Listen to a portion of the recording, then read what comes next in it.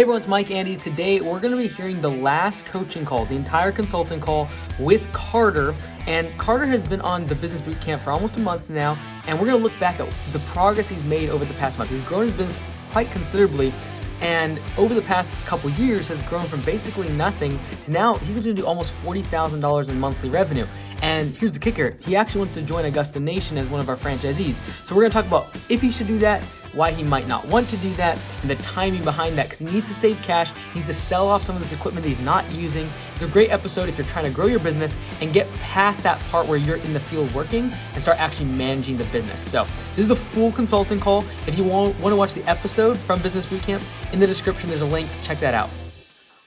Everything working now? Yeah, now we're talking. Awesome. Let's go. Sorry, I had to move closer to the house. Cool. So, now What's a I got you. Levis yard maintenance? That was my old business name because I just switched over. I've just been cool. waiting on all my contractor's license numbers to come in before I make new shirts. So Cool. All right. Well, let's Yeah. go ahead and recap. I know last week Okay, you talked sounds about good. the trucks, the mowers. What's kind of been the progress in terms of getting a third truck or potentially even selling the mowers?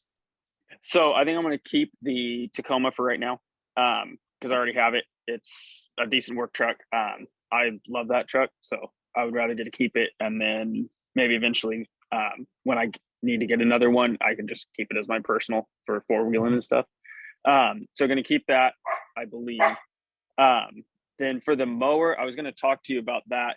So I think with the amount of growth I'm going to be doing, my thoughts is it worth it to keep it, not make a pay, be making the payments on it, not getting used for the next few months. And that way in spring, when I do split to two trucks, one of them can have that as the mower for the bigger accounts, or is that not worth it? Because I just don't want to take a huge loss now by selling it for, if I sell for, 10,000 or something like that. I don't want to take a huge loss and then need it later. Yeah.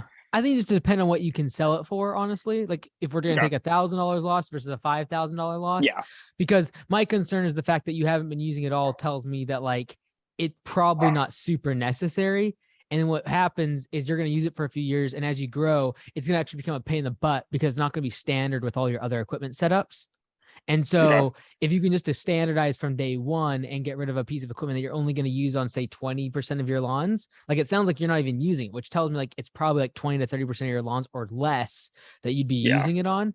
And so, yes, you can kind of make a route and, do extraneous ones, but that becomes unprofitable because now you're doing larger routes and more drive time in order to get to those jobs, right? Yeah. It's just inefficient. So if we can from day one, like kind of just standardize things, I would do that. But again, it depends on how much you're losing in terms of on that debt. Okay. So I'll just have to see what I can get for it because I don't want to. I'd put it up on Craigslist loss. and Facebook and just go for what you'd like. And then if you sell it, great. If you don't, then maybe we just roll with it. But every day that thing's sitting, it's probably losing $10, $15 worth of value, if not more. And so even without using it.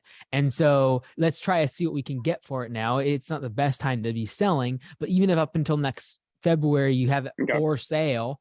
And then if it doesn't sell, then we maybe go ahead and use it. But I'd rather take a $1,000 or $2,000, $3,000, $4,000 loss on it than trying to accommodate it. And now you're going to have to get a bigger truck, a bigger piece of a trailer in order to pool that size of equipment. And now your whole setup starts to change. And then down the road, when we think about 4 or 5 trucks, you're going to end up having this one weird, odd setup, or it just doesn't get used, right? Yeah. No, you're totally right. I was just thinking if I get bigger accounts or if I get more of the commercial accounts, because it can be used on like the cemetery, the apartments, and then like 2 residential. So all I was thinking was if I were to get more of those, but I guess I can always get one down the road if I need it. Yeah. And maybe over the winter, as you have it for sale at the price you want, you do go get those contracts. It's okay, maybe I can make sense of it. But if it's not being used but once, twice a week, like in terms of days, I just don't want to touch it, right? I'd rather get a smaller piece of equipment that I can use for 5 days out of the week and have good asset utilization, right? I'd rather get like a 46 or 48 inch stand on because that can fit in a ramp rack, whereas this is just a little too wide. Right. Yeah, that's the big thing, right? So In terms of revenue for this month, what are we going to be looking at? I know originally we started off thinking 26, 27, then you were thinking more like 37, 38. What are we at, do you think, for October? Probably going to be right about 34, 35,000. Good. I did have one of my guys was putting in a cobblestone pathway, and he's had to redo it. So that ate up 4 days of labor just for one guy. Brutal. I wasn't watching him as closely as I should have, and they were really spaced out. So I was like, we gotta correct this. So he's been working on that. Finally got it taken care of. But that's definitely cutting into some profits. But Gotta love those it is what it is. projects. Yeah. Oh man, Flagstone was one of Yeah. those things that we abandoned. We used to do it. It was like we actually did Flagstone for more than paver patios for a long time, but the spacing and the jointing sand and all the rest of it, if it's not perfect, man, it does not look good. And so Yeah. we ended up abandoning it.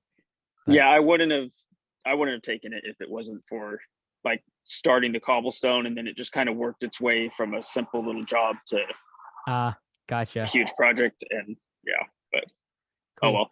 The guys that mentioned that you are doing some of these landscape designs, like the drawing of those, how has that been going? Have you started doing that to sell the larger projects? Is that what you've been doing?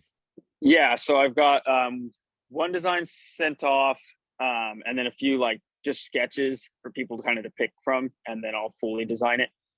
So I got one project, it's probably gonna be about 25-30,000 that I'll be working on a quote for this weekend. Another one, the budget's 10,000, but I think it's probably gonna be closer to 12 to 15. And then the one that I've done the design on, he's good with, that's probably gonna be like 20 to 25,000. So Cool. got those, So, and then like- a bunch of smaller projects lined up too. So Does it look like November is going to be around 35, 40,000 as well then? it might come a little bit higher than that. Good for It you. will And that is that, hopefully do you push into think that'll 40. be, do you think part of that will be the fact that you have the third truck, like with the Toyota Tacoma now to drive around? That'll help a lot with sending the guys to do smaller jobs. Because like I've been getting calls for, little property cleanups or weed pulling and stuff. And I'm having to tell people I don't do that because it's not worth my time to go do those things. So once I have that third truck, then I can, send a guy to go do that for an afternoon or whatever. If I can charge enough for it.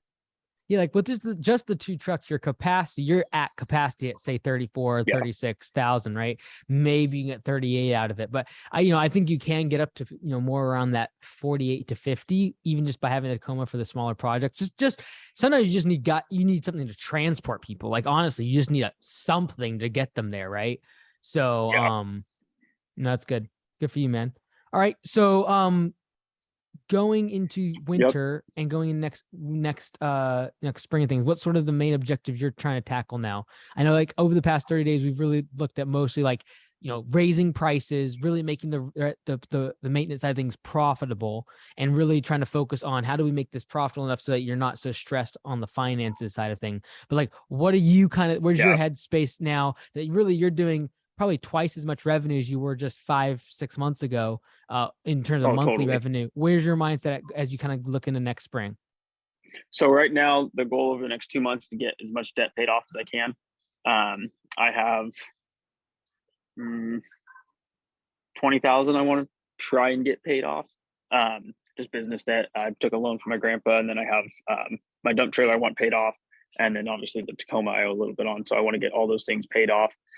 First 2 months of next year, first 3 months probably, I want to get enough tucked away to open a franchise, and then hit it hard this spring and try and at least fill up the 2 maintenance trucks, if not get a third. So we'll see how that. Because right how now it you're doing goes. you're doing more on like once we raise the price like 12-13,000 a month in maintenance. Even if that can get to 20 and you can be kind of more around that like 40% of revenue being maintenance, especially if you're able to have the higher pricing, it'd just be a little bit more stable in terms of cash flow too. Oh, totally. Yeah. Because then it's consistent, and I can project out how much labor's going to cost, how much materials and stuff. So it would definitely help with that. As you kind of go into next season, like, do you have any of your guys that you can kind of lean on Because like my concern now is like, hey, this year was great, 200, 250, whatever it might be. But when you start passing what next year is going to be very likely 500 to 600,000 at least, you're going to need to start delegating a lot of the project management and like for example, correcting the flagstone pathway, like that sort of thing. Do you have someone that can help you with that going to next spring? I would most likely use my brother. The only thing is he's the one kind of heading up the maintenance side. Got it. So another thing I was going to mention or ask you about was setting up systems, because I'm getting to the point where I can't manage everything. It's too much. Like I have 4 or 5 leads from the website that have been there for 3 or 4 days, and I just haven't had time to call them and get a quote scheduled in. So it's like, I really need that, but I don't know how to go about, like, do I pull him from the maintenance and swap guys, or how are you actively looking for employees right now? Not really, just because I don't have enough work, and going into winter, I don't want to, go into winter with 12 employees and then have to lay everybody off. How many guys do you have now? You only have the 3, right? Yeah. So I have 3 full-timers and a part-timer. Okay. That just kind of fills in. I think then if you're really concerned it's going to drop off during the winter, I would stay where you're at, because your capacity is going to be around that 45,000, 46,000 a month in revenue, which is great. You'll be profitable at that, really good at that size of business.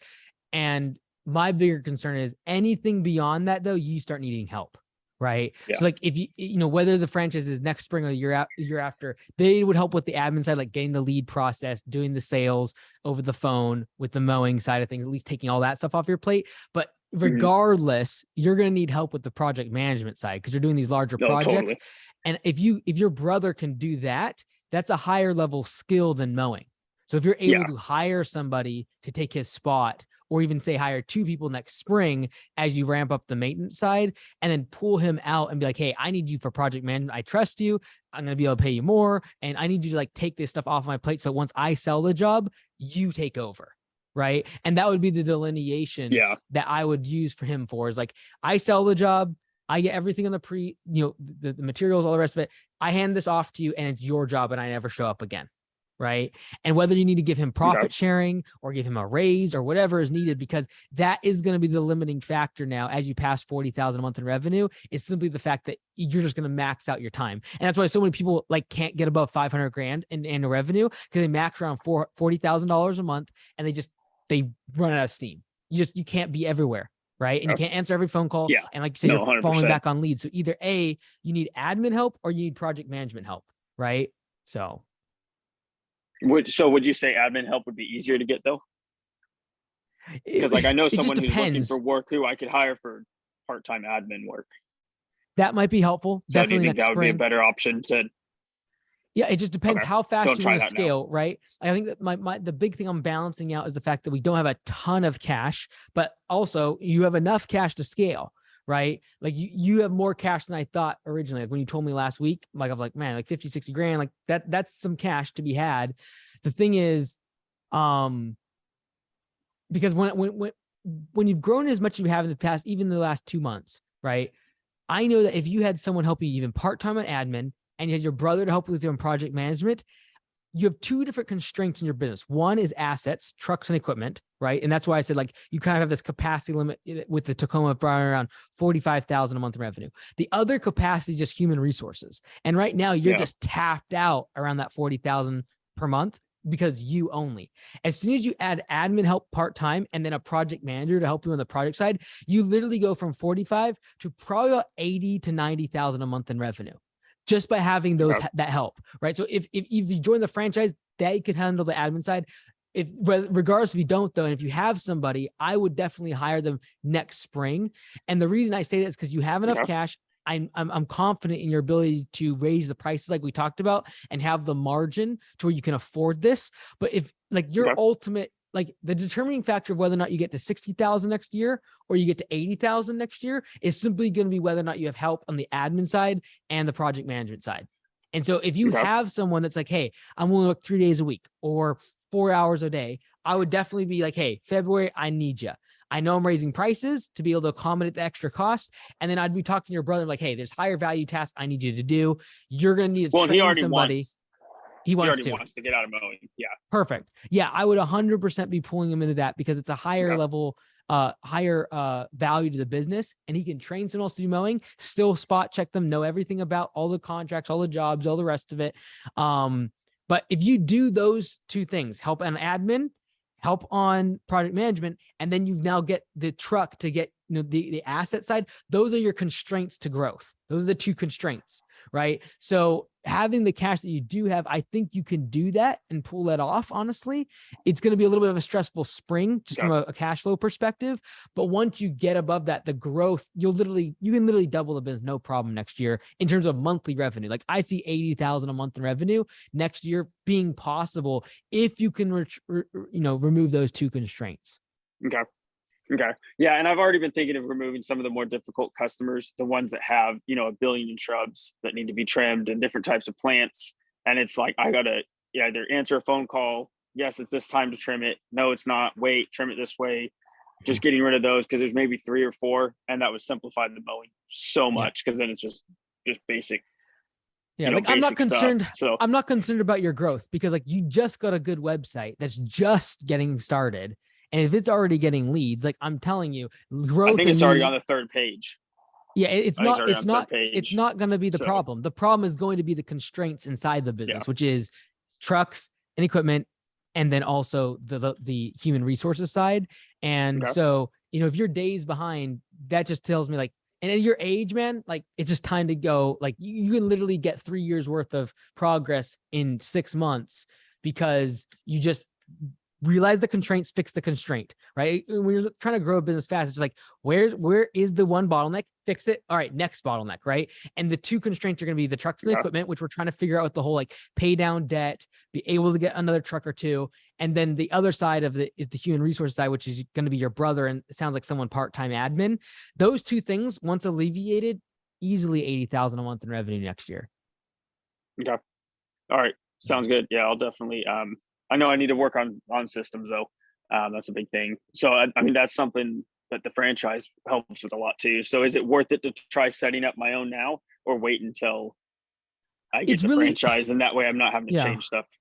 Either way, you're going to be successful, to be honest with you. I think it's a matter of either you grow and then you're like, okay, I've built this $80,000 a month behemoth. I now need to make it profitable and based on systems because I'm lacking in that area. Because what I don't want you to do is like, okay, I'm going to figure all these systems and do all these things and it takes you 3 years to do it. I'd rather you just focus on selling because that's what you're good at. And that's what the new website's going to help with.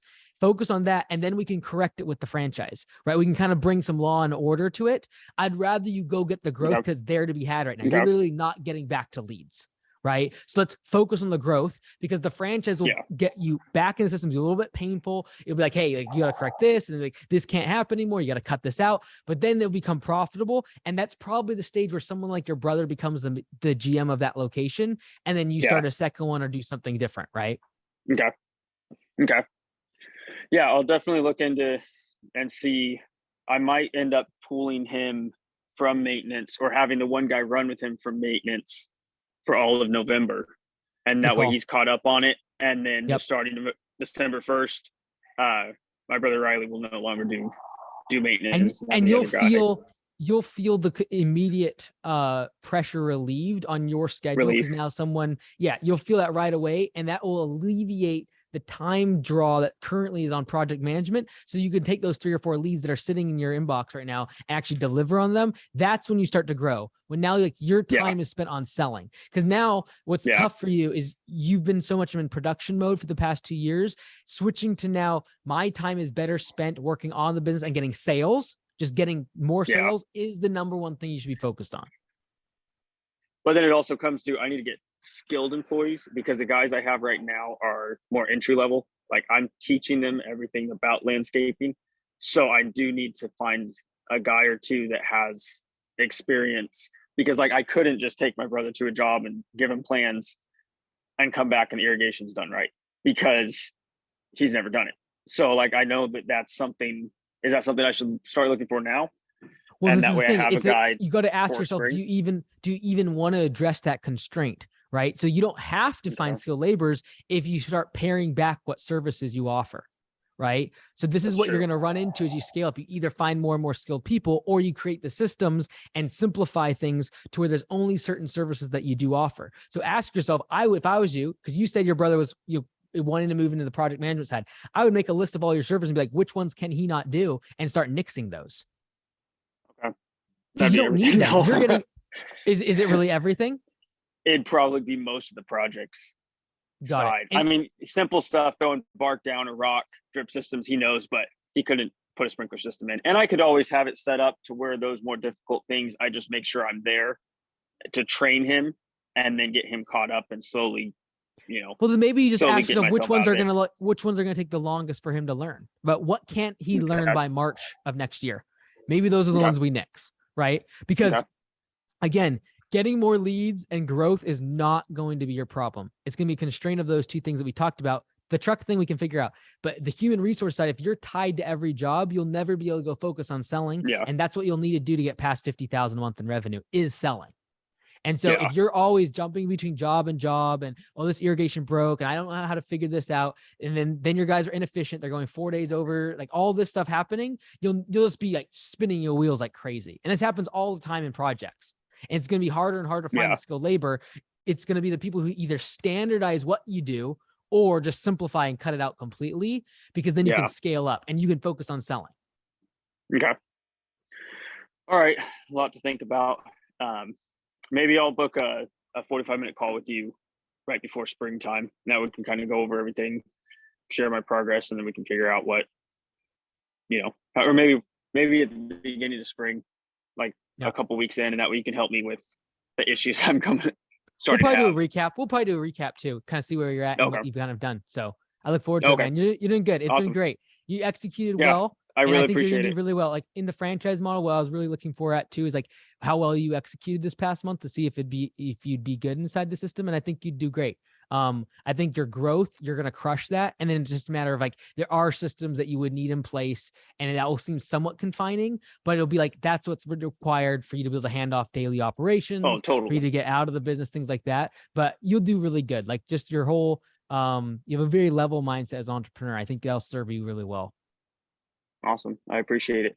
Hey, so it would be good then to bring my brother to the summit this year, correct? Or Yeah, next I year? would recommend that. Yeah, Yeah, next year. especially if he, It'd be good to especially bring if he's him. Okay. taking more of that leadership role. If he buys into that mentality, he starts helping with like creating systems around which type of jobs you want. I would, and especially he's probably going to help you with somewhat on like how much you need to raise prices on those maintenance contracts going into next year. I would definitely recommend you guys come up together. Just get on the same page. He can be in the Okay. support track too, and like learn how to support Awesome. you better, and like learn from the managers and things like that. Okay. Sounds good. Awesome. Well, I really appreciate this. This has been an awesome month. Awesome, man. Helped a lot. All right, Helped change good. a lot of things. So Good. I I'm appreciate glad. it though. You have a great week, great weekend, man. Happy Halloween. Thanks. Thanks. Have a good Take one. care. Take All right, care. bye-bye.